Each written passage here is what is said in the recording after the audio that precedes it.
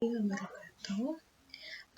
Ini kuliah kedua kita, mata kuliah Sejarah Arsitektur Nusantara.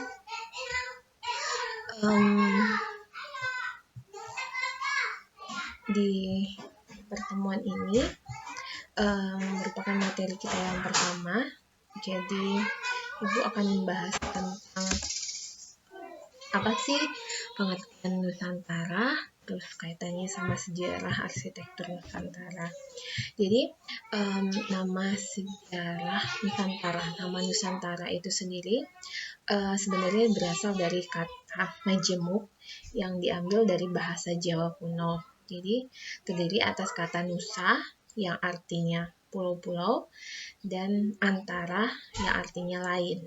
Nah, dalam bahasa modern, Nusantara ini diartikan meliputi daerah kepulauan Asia Tenggara atau wilayah Austronesia. Jadi, karena secara geografis, wilayah Indonesia itu merupakan satu kesatuan pulau.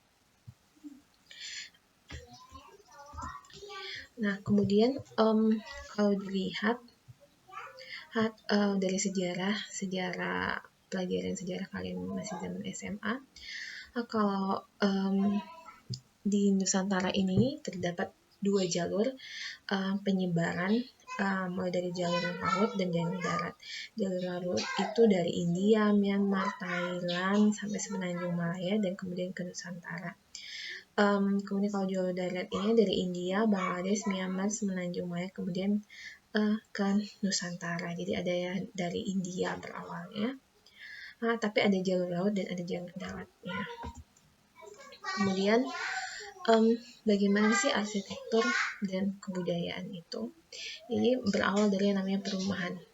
Arsitektur itu berawal dari perumahan sebagai salah satu dari tempat tinggal yang diuraikan lagi, mengandung pengertian ruang tinggal, habitat atau tempat hidup, tempat berenung, kontemplasi, atau tempat untuk mengadakan kontak sosial dan perjumpaan bersama umat manusia, sehingga diperlukan pengalaman untuk mengaitkan itu semua. Jadi keterkaitan antara arsitektur dan kebudayaan itu berawal dari perumahan. Kemudian mengembangkan kepercayaan diri terhadap kekuatan yang lebih tinggi atau yang tertinggi.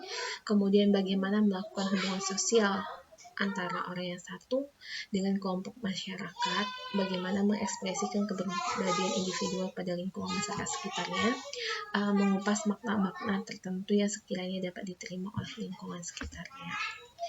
Kemudian bagaimana mengembangkan pengalaman yang dibutuhkan, sikap mental tertentu atau attitude, dan sistem nilai budaya atau culture value system. Jadi itu adalah keterkaitan antara arsitektur dan kebudayaan.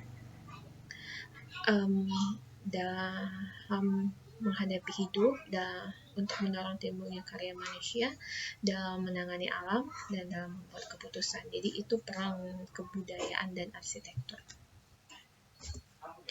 Jadi kalau dilihat dari sejarahnya, pada awal abad ke-19 dan ke-20, kehidupan itu telah bergeser, yaitu menuju kehidupan masyarakat secara total. Kekuasaan salah satu raja atau pemimpin agama tidak lagi menonjol. Yang berlaku adalah kekuasaan atau kekuatan semua anggota masyarakat yang bersatu dalam satu kesatuan. Jadi yang awalnya tadinya kita masih berbentuk kerajaan dengan kekuasaan raja yang absolut, kemudian berpindah di awal abad ke-19 ke-20 bergeser ke kehidupan masyarakat yang secara total. Nah, kenyataan arsitektur yang timbul, jadi kalau dilihat dari segi arsitekturnya, mulai timbul pola kota sampai dengan komponen kota, mulai dari rumah, tempat beribadah, bangunan umum yang memperlihatkan keragaman sosial. Ya. Jadi perkembangan arsitektur tuh berlangsung terus. Jadi mulai dari kerajaan terus berkembang ke kehidupan masyarakat yang berdaulat, yang berkelompok, kemudian sehingga timbul batasan-batasan perkembangan kehidupan budaya tertentu yang didasarkan nilai budaya tertentu. Jadi kita masuk ke ini tentang sejarah arsitektur Nusantara ya. Bagaimana berawalnya mulai dari seperti kita ketahui mulai dari perdagangan jalur darat dan jalur laut dari India yang masuk ke Indonesia memberikan pengaruh terhadap arsitekturnya kita. Kemudian sekarang, ini pengaruh kebudayaan Asia Selatan, sehingga timbulnya namanya arsitektur klasik Nusantara. Jadi arsitektur di Indonesia itu di awal-awalnya sangat dipengaruhi oleh kebudayaan dari Asia Selatan. Asia Selatan ini dari India tadi, karena jalur perdagangan, jalur laut dan jalur darat yang dibawa oleh orang-orang India yang berdagang ke wilayah Nusantara itu. Selain dia berdagang, dia juga membawa pengaruh arsitektur klasik Nusantara. Nah, sehingga arsitektur itu mulai terlihat di Nusantara ini, yaitu kita bisa melihatnya mulai dari zaman kerajaan Hindu-Buddha, ini di daerah Jawa Tengah. Jadi, kalau arsitektur pengaruh dari India itu, jadi yang kita jumpai itu adalah bangunan yang berupa candi, seperti candi-candi itu pengaruh pertama terhadap perkembangan arsitektur di Nusantara. Jadi candi itu mengacu pada berbagai macam bentuk dan fungsi bangunan, antara yang tempat beribadah, pusat pengajaran agama, tempat menyimpan jenazah para raja, tempat pemujaan atau persembahyan dewa, dan pertirtaan atau pemandian. Jadi itu secara fungsi bangunannya, candi itu fungsinya adalah sebagai tempat beribadah, pusat pengajaran agama, tempat menyimpan jenazah dan sebagainya. Ini pengaruh arsitektur yang pertama, yaitu pada zaman kerajaan Hindu-Buddha dari Asia Selatan. Kemudian sejarah pembangunan candi sangat erat kaitannya dengan sejarah kerajaan-kerajaan dan perkembangan agama Hindu dan Buddha di Indonesia, yaitu pada abad ke-5 hingga abad ke-14. Jadi sejarah Hindu-Buddha itu kalau di Indonesia ini berasal dari negara India tadi, lewat jalur perdagangan, jalur darat dan jalur laut tadi. Jadi makanya terdapat kesamaan arsitektur candi di India dan di kita di Indonesia. Jelaskan fungsi dan bagaimana. Jadi kalau di India seperti kita lihat ini bentuk candinya, sedangkan ini di Indonesia ini Candi Prambanan. Bisa kita lihat terdapat berbagai persamaan arsitekturnya, karena memang pengaruhnya itu memang didapat dari Asia Selatan, yaitu dari India. Ini candinya kita di Indonesia, sedangkan yang ini adalah di India. Candi di India. Maka banyak bangunan candi mendapat pengaruh dari India dalam berbagai aspek. Jadi bisa dilihat dari teknik bangunannya, kemudian gaya arsitekturnya, hiasan atau ornamennya. Jadi kemudian terjadi akulturasi atau campuran budaya, pengaruh kebudayaan dan kondisi alam setempat yang sangat kuat, sehingga arsitektur candi Indonesia mempunyai karakter tersendiri baik dalam penggunaan bahan dan corak dekorasinya. Dinding candi biasanya diberi hiasan, relief yang mengandung ajaran atau cerita tertentu. Jadi ini candi ini ada hiasan-hiasannya, ini reliefnya, dan ini ada ceritanya yang biasanya kalau di Indonesia. Kemudian ada juga selain candi pengaruh India itu ada juga yang namanya gapura. Gapura sendiri berfungsi sebagai petunjuk batas wilayah atau sebagai pintu keluar masuk yang terletak pada dinding pembatas sebuah kompleks bangunan tertentu. Gapura mempunyai fungsi penting dalam sebuah kompleks bangunan, sehingga gapura juga mencerminkan keagungan dari bangunan yang dibatasinya. Dan perbedaan kedua bangunan tersebut terletak pada ruangannya. Kalau candi mempunyai ruangan yang tertutup, sedangkan gapura merupakan lorong yang berfungsi sebagai jalur atau jalan keluar masuk. Itu perbedaannya. Jadi perbedaan antara candi dan gapura itu terletak pada ruangannya. Kalau di ruangannya sifatnya tertutup, kalau gapura tuh dia berupa lorong. Kemudian lahir juga yang namanya konsep dasar kosmologi Hindu-Buddha dalam arsitektur ini di Nusantara.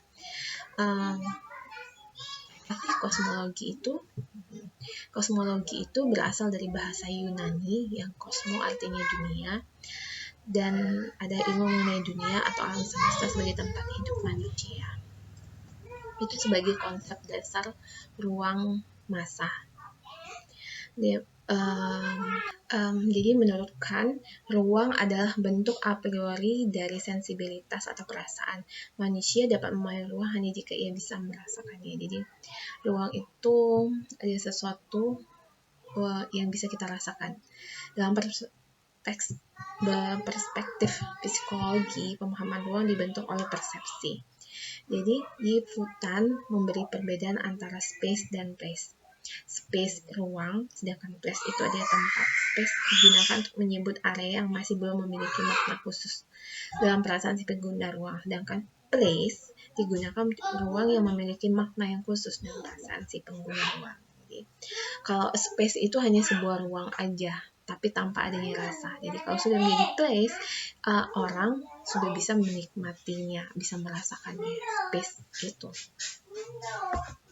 Jadi personal space menurut Hall 1966, Barker 1998, dan Sanders 1990 merupakan ruang di mana seseorang bisa merasa nyaman dengan dirinya sendiri. Itu ruang personal ya, personal space atau private space. Pelanggaran atas teritori personal space menyebabkan perasaan tidak nyaman atau diri si pemilik ruang. Jadi kalau ruang pribadi kita itu dimasuki oleh orang lain, kita akan menjadi merasa tidak nyaman. Hubungan sosial sangat menentukan batas atau teritori personal space. Ini diagram hubungan antara alam, antara manusia dengan manusia lain, antara alam dan Tuhan. Gini. Ini manusia, di sini manusia sebagai pusat lingkungannya, atau problem Islam ini sebagai khalifah. Kemudian horizontal line ini adalah social relationship, man as a social creator, another man, social and nature, society and nature, alam empirik, physical nature, alam meta empirik, transcendental nature. Jadi di dalam sini ini ada arsitektur, ada wadahnya. Arsitektur sebagai wadah aktivitas manusia yang berbudaya. Disitulah keterkaitan antara arsitektur dan kebudayaan. Jadi arsitektur itu adalah wadah dari aktivitas manusia yang berbudaya. Vertical line itu ada kosmologi, orientation, ini ideologi, konsep, dan applicated to the daily life. Perubahan tata ruang terutama disebabkan oleh adanya perubahan dari kosmologi, khususnya kosmologi di aspek meta-empirik, perubahan tata ruang dan arsitektur akibat perubahan kosmologi di area empirik terjadi sebagai bentuk adaptasi dan pengenalan tempat di alam yang mereka pilih sebagai tempat tinggal. Bentuk tipologi permukiman rakyat. Kerajaan, kemudian kita akan masuk ke, setelah masuk bagaimana sih pengaruh arsitektur yang dibawa oleh pengaruh dari Asia Selatan, dari India yang membawa candi, ada juga gapura. Kemudian selain itu juga mempengaruhi kerajaan-kerajaan Hindu di Jawa Timur, kalau itu di Jawa Tengah. Kemudian lahirnya tipologi permukiman rakyat. Dimana si arsitektur itu kaitannya juga dengan permukiman di perencanaan tapak era Hindu-Buddha di Jawa Tengah. Penempatan situs Hindu-Buddha dilandasi oleh perkembangan ekologi, aturan berisi pembangunan desa, aturan desa, kota, dan benteng, pemilihan tempat, pengujian tanah. Kalau di Jawa Tengah, era Hindu-Buddha Jawa Tengah itu kita mengenal namanya dataran Kewu, lereng Gunung Lawu, lembah Kedu, Gedung Songo, Dieng. Itu adalah bukti-bukti peninggalan Hindu Buddha di Jawa Tengah yang melahirkan peradaban berupa permukiman. Dataran Prambanan dikenal dengan Taman Jawa atau Garden of Java. Jadi punya ciri khas yaitu di pola orientasi atau tata landscape-nya. Dia menganut konsep kosmologis, kemudian dia menekankan kepada keberadaan unsur alam, gunung, sungai, konsep katonis di sekitarnya, dan mencerminkan kesadaran lingkungan yang mendirikannya. Kemudian Candi Borobudur abad ke-8 itu sebagai tempat kehidupan spiritual pemeluk agama Buddha, sebagai tempat pemujaan. Kemudian